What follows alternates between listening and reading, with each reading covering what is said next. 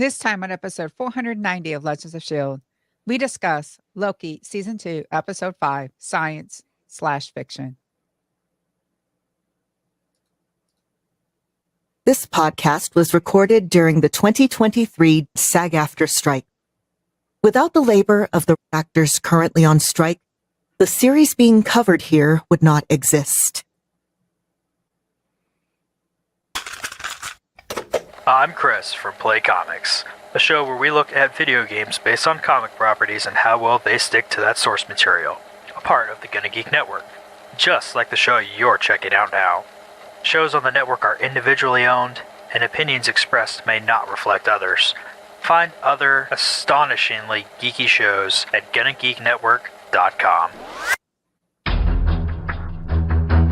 You have been granted clearance by director Alfonso Mack Mackenzie. Stand by for a S.H.I.E.L.D. debriefing.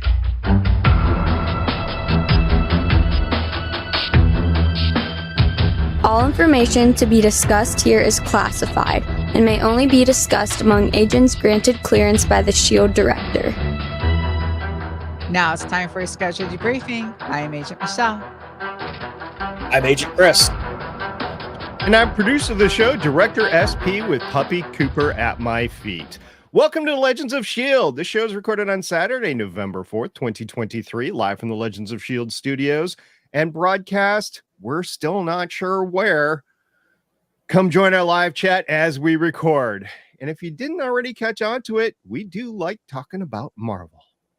Because of getting the band back together. If you'd like to talk to us about getting the band back together, you can visit our website, leisuresofshield.com. If you need to get a hold of that old guy in your group who probably still just has voicemail, you can just leave him a call at 844-THE-BUS-1. That's 844-843-2871. You can talk about all the bands you want on our Discord server at GonnaGeek.com/Discord. And don't forget that Legends of S.H.I.E.L.D. is a proud member of the GonnaGeek.com network. We should probably have a giant getting the band back together celebration there. Yeah, is Taylor Swift considered a band? No, she's a solo artist.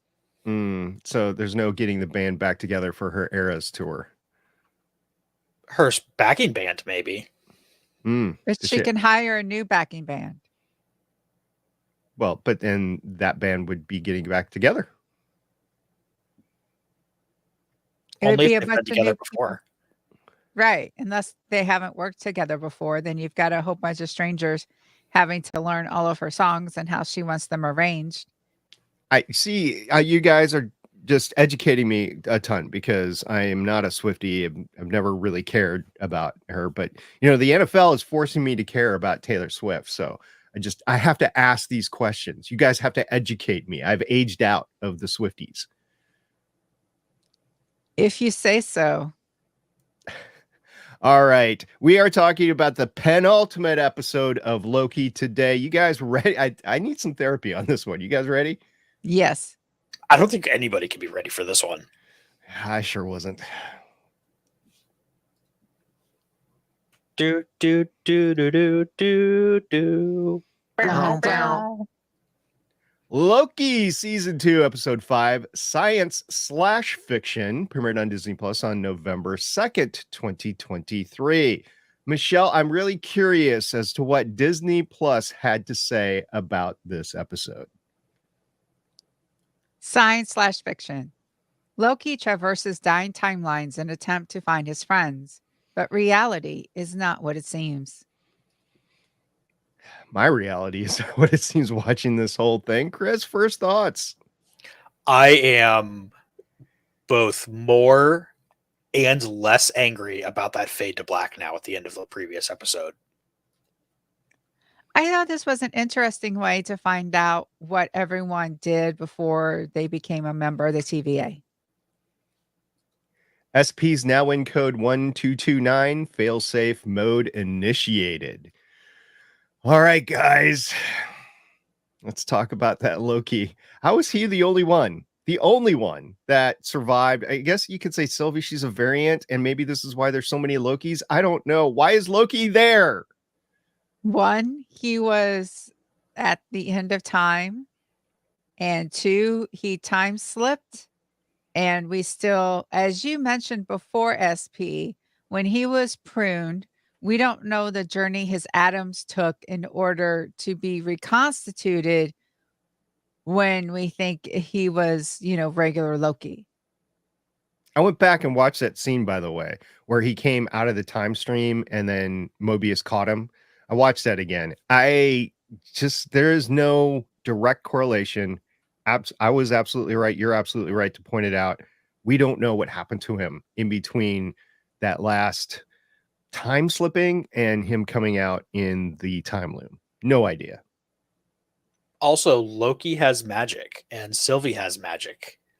None of the other people we see here have magic, so maybe that has something to do with it too. Let's talk about Loki's powers, because I think his powers now include being able to time slip. I think that is a new Loki superpower.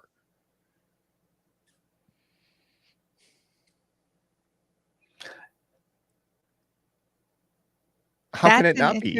It's dumbfounding. It depends on how he rewrites the story. Because if he rewrites the story in a way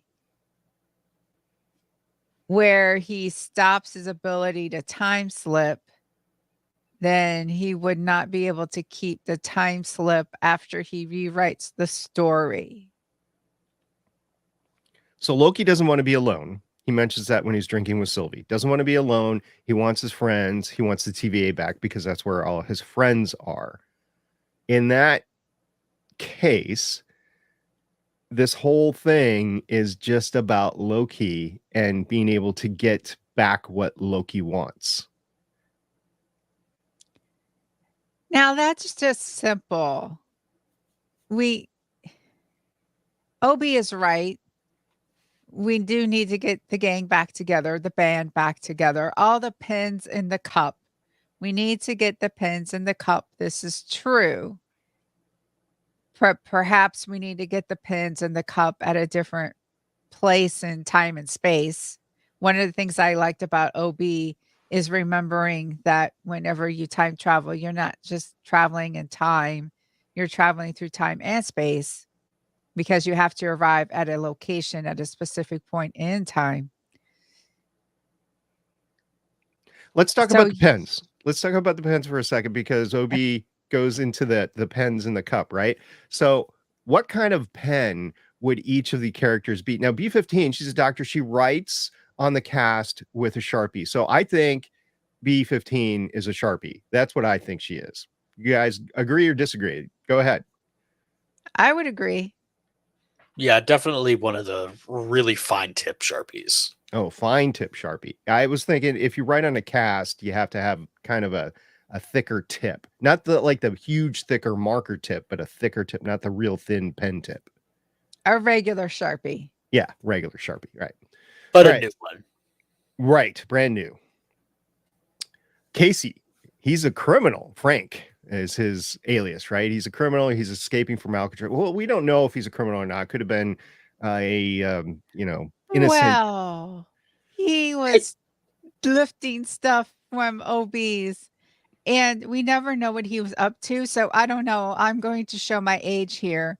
There were these pens when I was younger. I don't know if you remember them, SP, where you could click down for red, or you could click down for black, or click down for blue.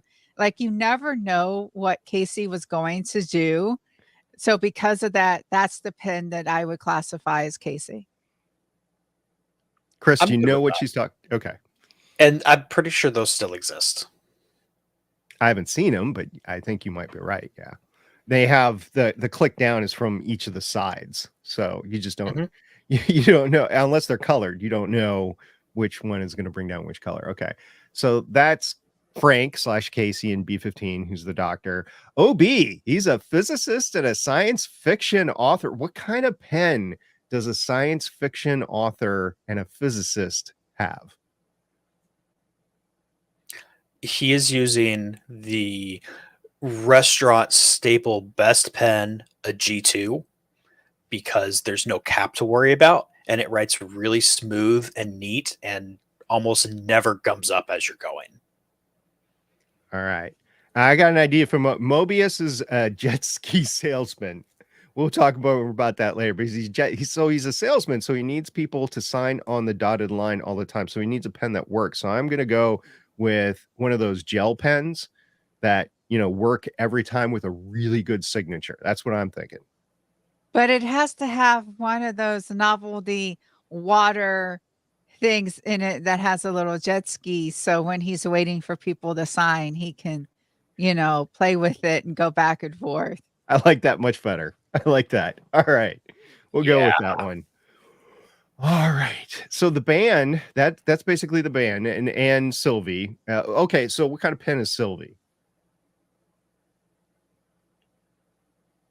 Sylvie is a handmade pen turned in a nice, probably walnut, but it also holds a blade on the back half. It's one of those ones that has that sharp where you have to fill in the ink, and it's so heavy that you could easily, because if it's so sharp, turn it into a weapon. Okay, so we got the pens, and as Michelle, you have put in the show notes, we need to go over where they all are. It doesn't really matter, but Casey is Frank. He's in Alcatraz in 1962 in a branch timeline, I believe. And B-15 is a doctor in New York in 2021. And Mobius is in Cleveland. And while Cleveland is on the big lake and there are jet skis in Ohio, that's not where I pictured a jet ski salesman to be. So maybe that's what's wrong with Don / Mobius to begin with. He's a jet ski salesman in Cleveland. The dreaming of jet skis the way Mobius does, though, I think that makes sense with him being from Cleveland. Perfect unity of fit and form. And then Pasadena is where Obi is. That just takes me Caltech is where he's teaching at, right? But it just takes me back to Big Bang Theory. And that's just what I was thinking of there. But that's where all these people are from the mid 90s, or from 1962, really, until the 2020s. And of course, Sylvie is in the 1980s at the McDonald's. So that's where everybody is at and where they've probably been plucked from their timelines. We don't have Ravona, though. So again, Chris, I think your theory is still alive. She could still be a Kang variant. It's gonna happen. The more it doesn't get debunked, the more I'm feeling really solid in my prediction. And of course, General Doc, she was killed last time, and Brad wasn't there either. But the gang of Loki was Mobius, OB, B-15, and Casey. So that's what we all got. And we've already gone through their pens, unless we want to describe the pen of Loki.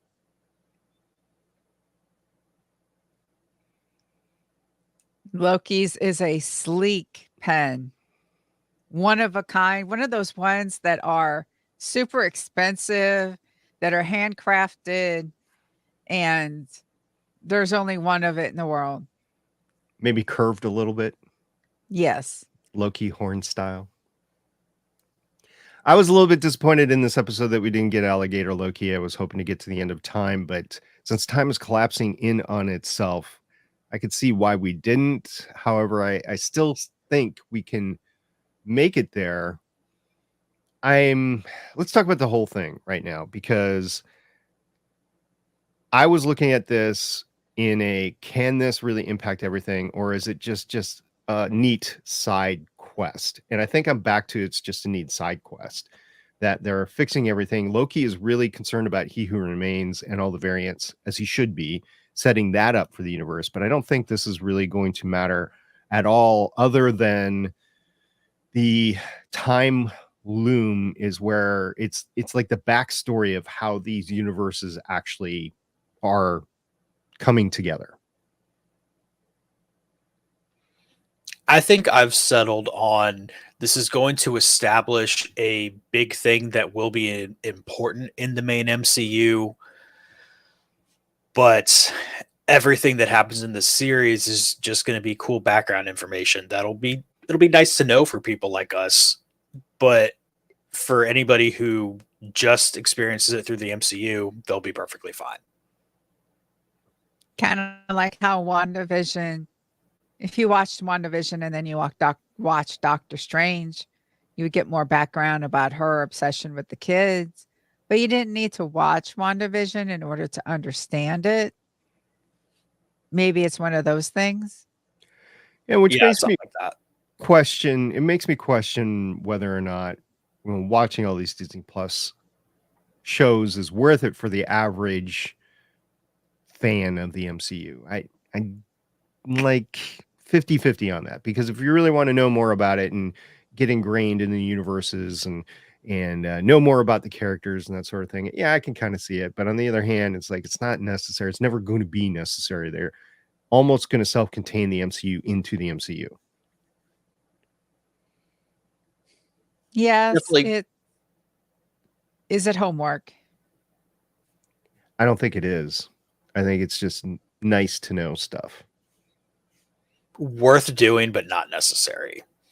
Worth doing is subjective. It's like some of these I would argue is not worth doing. Like Secret Invasion, not worth it. It's my opinion. Mostly, yeah. But okay, I'll amend that to worth checking out at least an episode of everything to see if it grabs you in a way that makes you want to continue. But also don't feel bad if you get to like episode 3 or 4 and decide you're done. Yeah.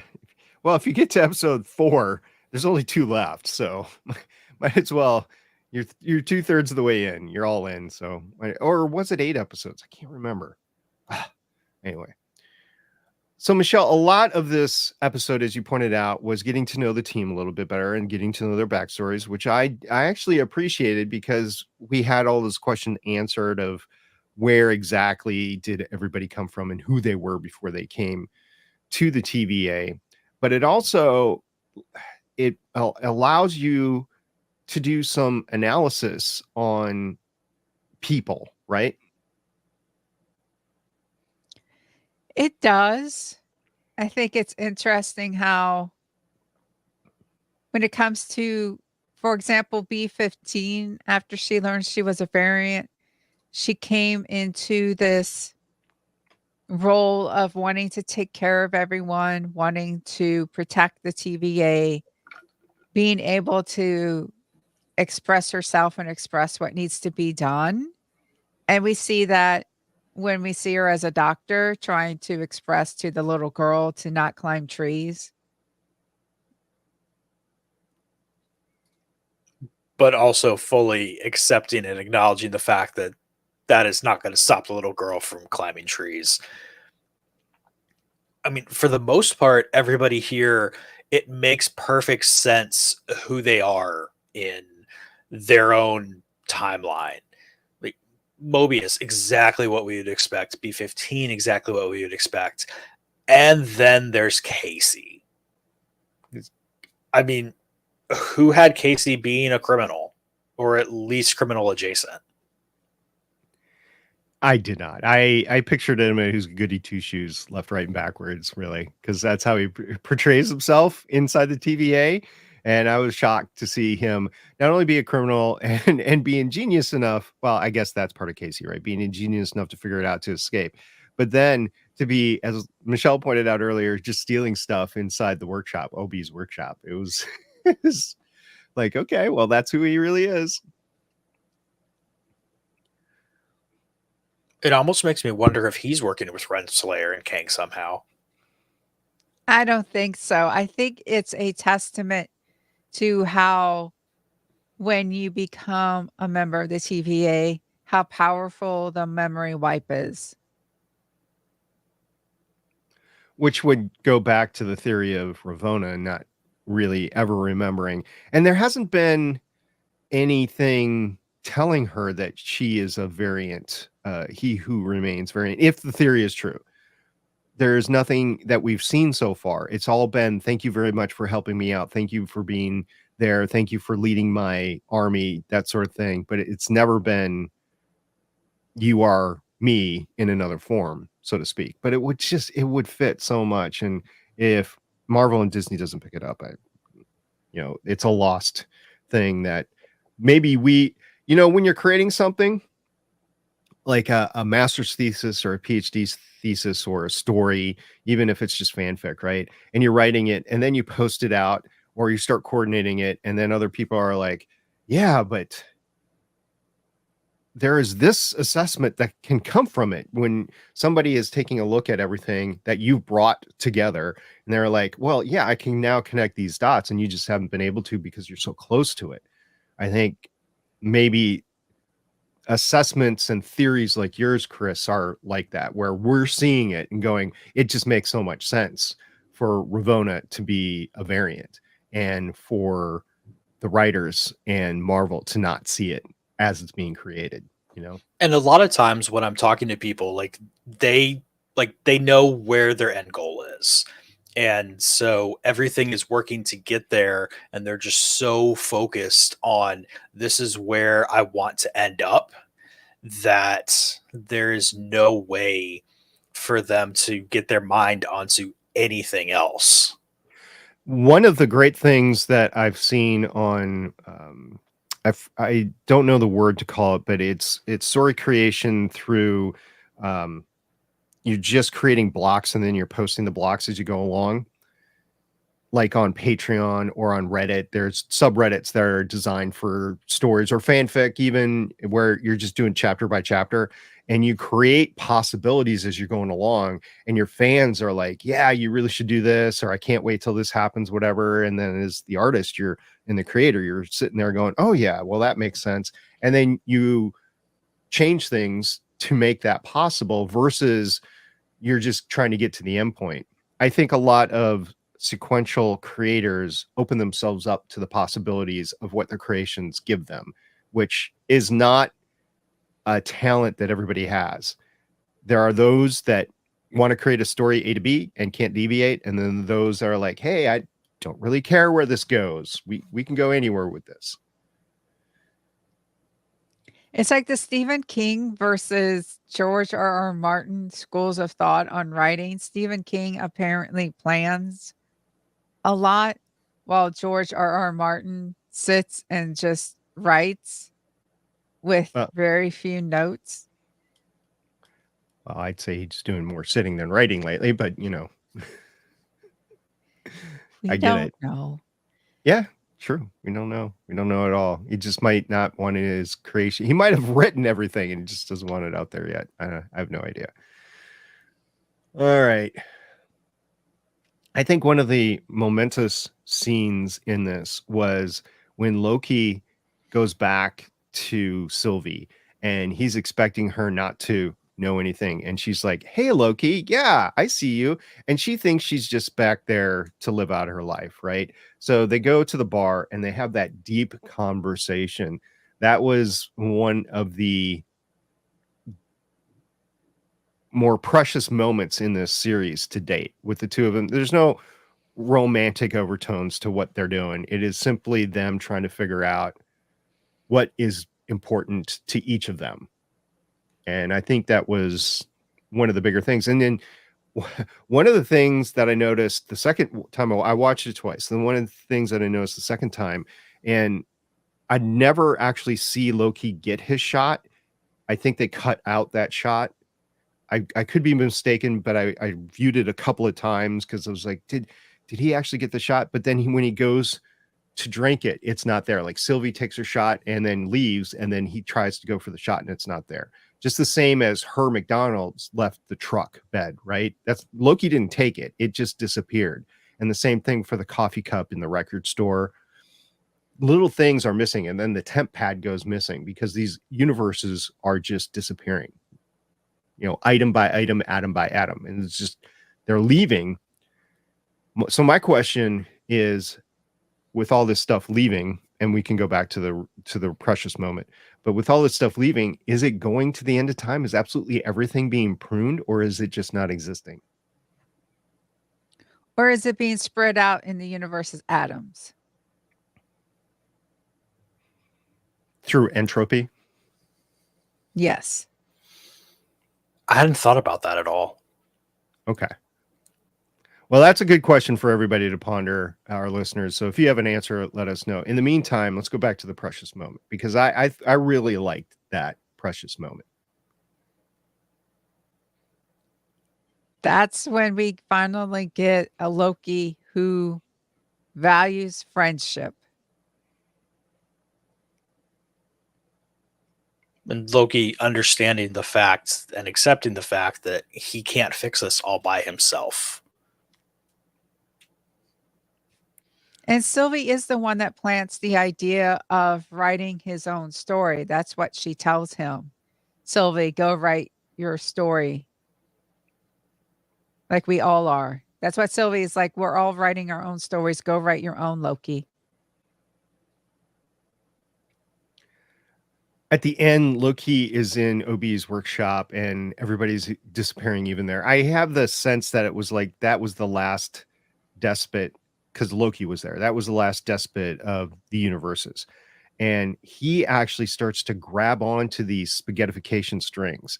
And we figure out that they're actually timelines that he is grabbing and pulling on.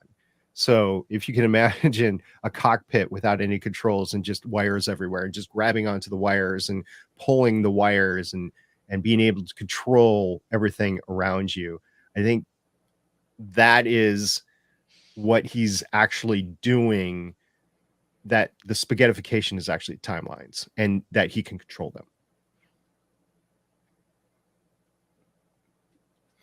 And I can totally understand grasping at things like that. Like when I was in college, I did a ropes course thing. And for whatever reason, I mean, it freaked me out being up that high. But just holding on to something, even if it wasn't going to help me if I started to fall, just having something in my hands like that was so reassuring.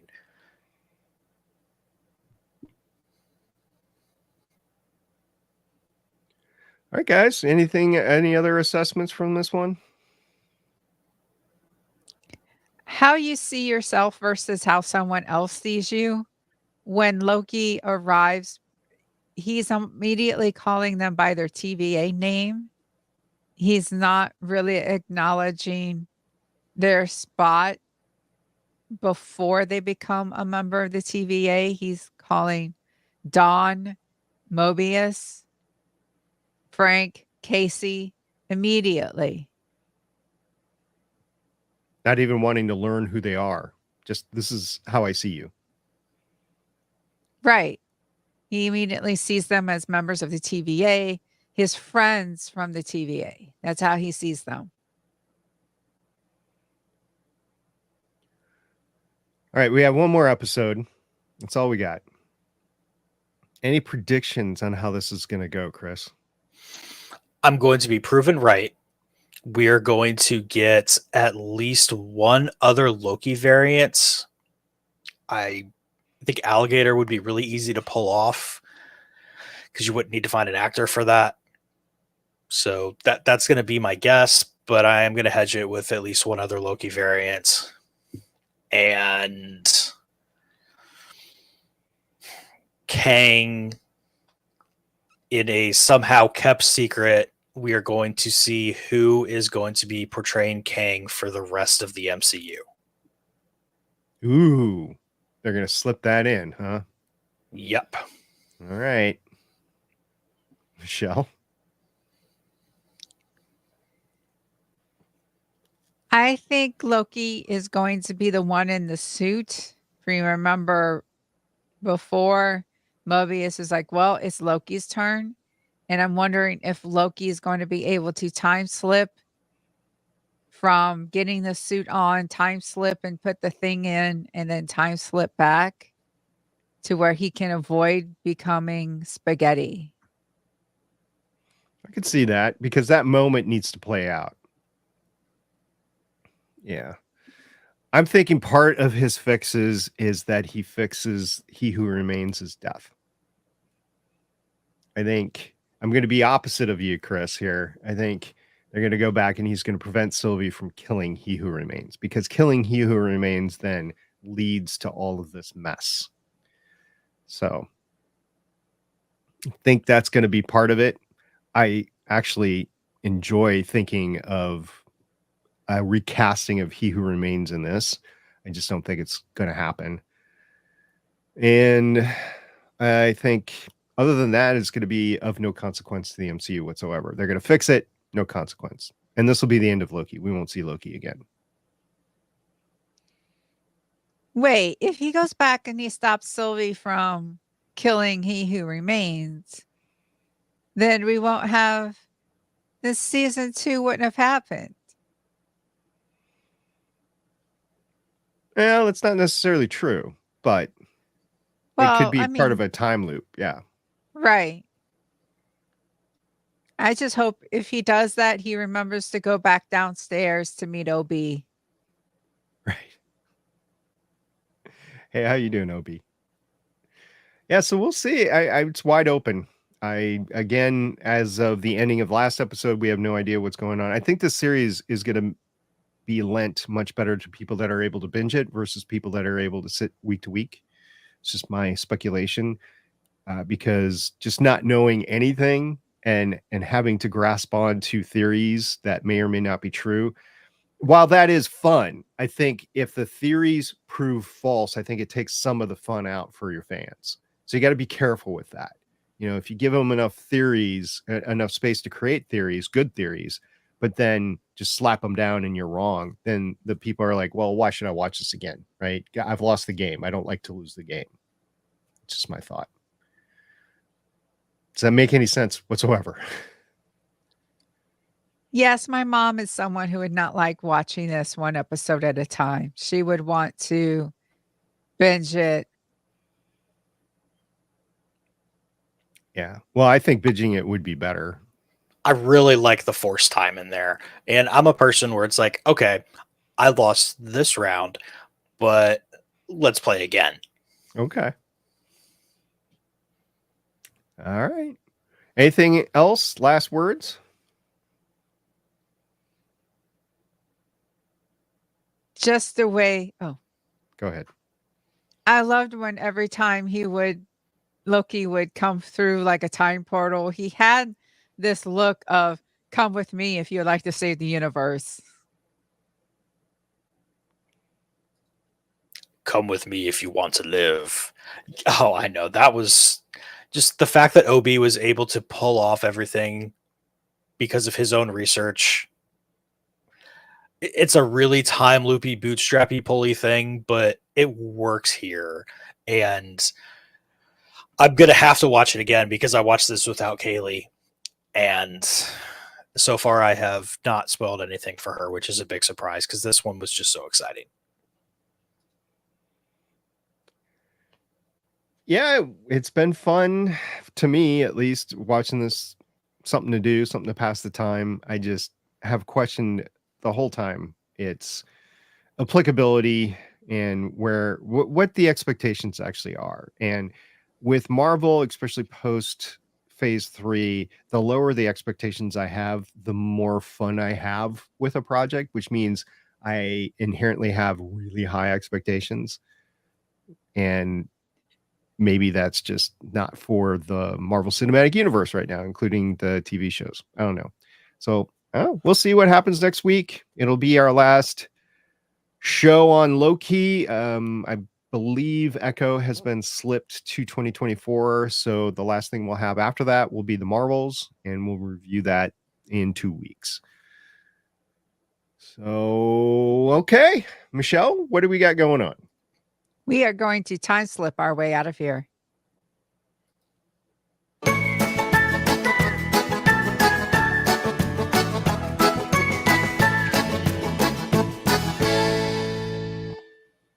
Thank you to everybody who has been communicating with us and talking with us on the Discord server about this series. We really appreciate you. And if you have any more theories, we'll be glad to talk to you about them and say what happens with them after the finale. I'd like to thank our listeners. We always appreciate how you have stuck with us and you listen to us all the way to the end. You don't have to because there's so much to consume, yet you do. So we love you for it.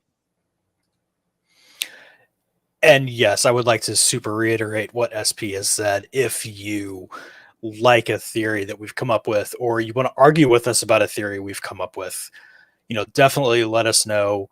And especially the person who brought the theory up. Like, it's so much fun to talk to fans about things and have those discussions. So, if you hate or love my Renslayer as a Kang variant theory, come talk to me, because that we can have a whole way too involved conversation about that. There's never a way too involved conversation when it comes to fandom. You always go as deep as you want to, right? Oh yeah. All right. Until next time, I'm Director SP. I'm Agent Michelle. And I'm Agent Chris. See everybody next time. Bye. Bye. Bye. Grab your mug on the way out. Puppy Cooper is still at my feet. Hasn't made a sound. I know. I'm very disappointed in that. Thank you for listening. If you want to leave us feedback, go to gonnageek.com and you will find all our contact information and other shows. You can also visit legendsofshield.com where you'll find our complete archive of podcasts. The music heard on this podcast is by Kevin MacLeod, found at incompetech.com, and also artists on pond5.com and audiojungle.net. The opinions heard on this podcast are those of the individual hosts and do not represent Stargate Pioneer Productions, Legends of S.H.I.E.L.D., or Gonna Geek. Agents of S.H.I.E.L.D. is the property of the Disney Corporation, Marvel Studios, and ABC. No infringement is intended.